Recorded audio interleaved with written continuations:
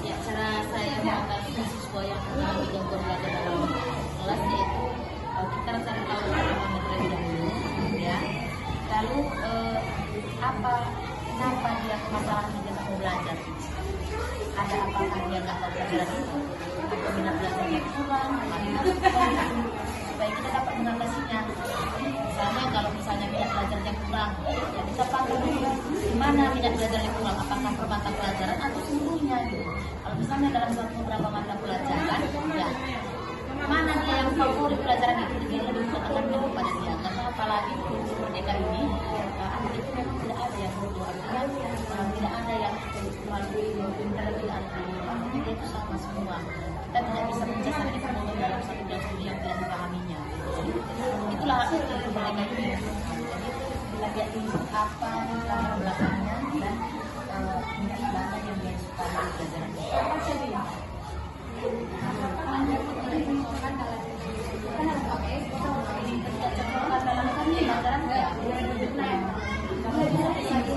Kalau yang saya pakai masih sesuai dengan metodenya.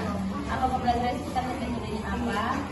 Kadang-kadang metode ini pun bisa berbeda dengan sesuatu lain. Contoh ada beberapa tadi kan, mungkin karena anak itu terbagi menjadi tiga, ada siswa, ada dua siswa, ya kan? Jadi kita lihat bagaimana apakah dia seperti siswa kinestik. Nah, kita pembelajaran yang mungkin berbeda dengan temannya yang audio. Jadi dengan pembelajaran itu kalau kami duduk tiga ini memang harus kami pahami untuk siswa tersebut dan kami sesuaikan dengan tipe anak di dalam kelas. Jadi metode pembelajaran itu sampai sekarang ini masih sesuai.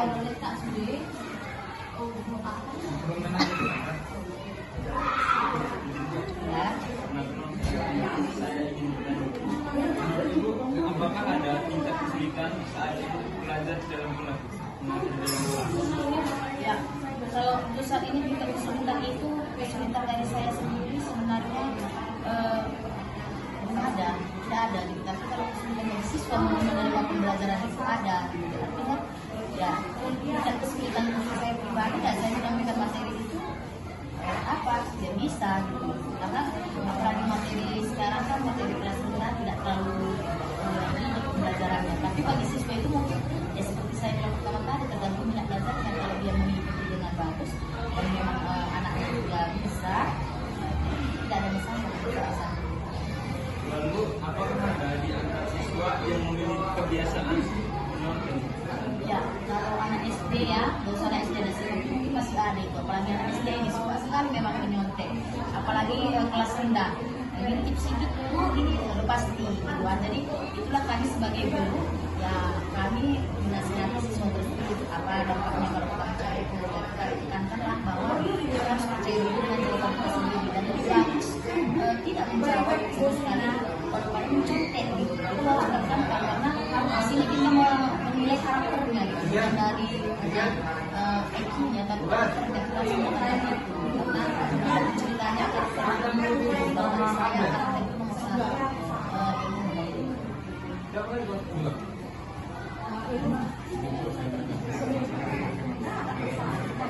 Apabila ada siswa melakukan kesalahan, apa ada hukuman yang diberikan? Oh, pasti ada hukuman yang akan diberikan. Tapi hukuman itu kalau siswa kami ini pribadi, hukuman fisik itu jarang. Hukuman kalau kami dia melakukan kesalahan, kami cuti, kami mengangkat juga. Tapi kami paling menyuruh siswa tersebut ya mungkin ya menyapu, artinya lebih bagus hukuman seperti menyapu atau bernyanyi atau di depan kelas berdiri. Karena sampai sekarang memang kalau kita membuat hukuman fisik itu siswa tersebut sudah ada undang-undangnya. Jadi kami memang sampai saat ini untuk melakukan hukuman itu hukuman yang sewajarnya saja.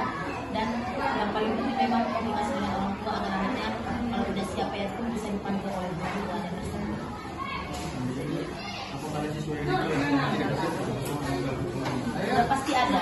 Setiap kelas itu secara umum sudah pasti ada siswa geng-geng besarnya istilahnya, geng-geng yang meliputi itu sudah pasti ada. Artinya geng-geng yang meliputi itu yang kita menekan diri karena biasanya mungkin yang meliputi tidak contoh di kelas saya pribadi 3 itu kan.